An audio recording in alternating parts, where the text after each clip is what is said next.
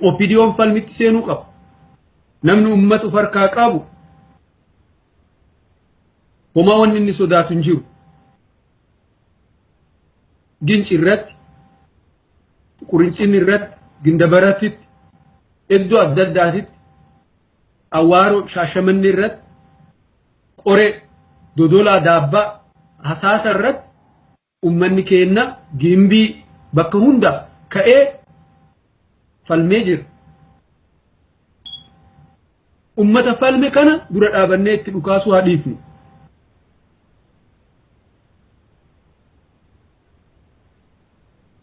Ummanni gaafii gaafata. Naannoon Amaaraa barnoota guddaa dabarsee jira. Poolisiin naannoo Amaaraa maaliif hin dhukaasin ummata ofiit irratti? Maaliif poolisiin Oromiyaadhaa dhukaasa? So kanaaf ummata wajjin haa dhaabataniidhaan ka jiru.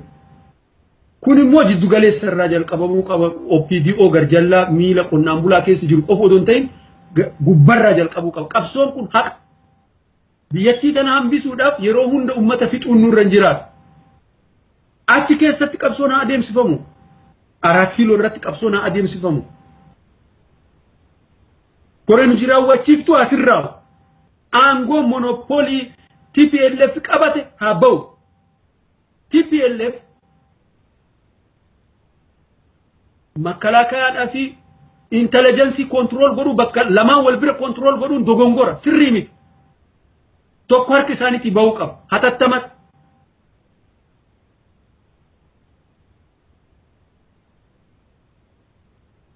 Biyya tana balance of power hin jiru.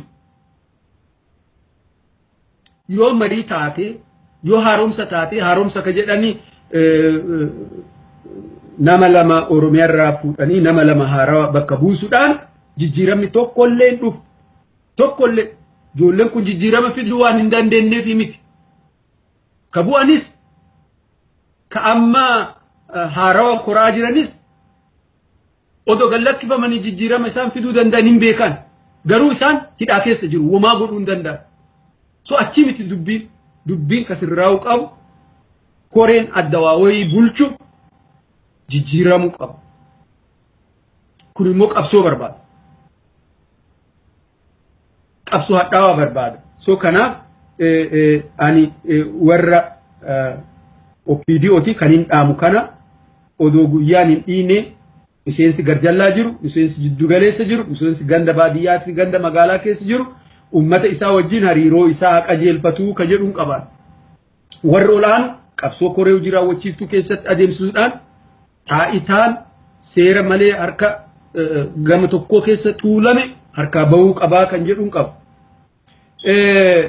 Ummanni Oromoo mirga isaa gonfachuudhaaf maal godhuu qaba? Ummanni Oromoo qabsoo boonsaa, qabsoo nama dinqisiisuu fi seenaa biyya sanii keessatti boqonnaa haarawaa banee jira. Yeroo jalqabaatiif ummata Oromoo tirraa baratamee qabsoon guutuu biyyaatitti qabsiifamaa jira.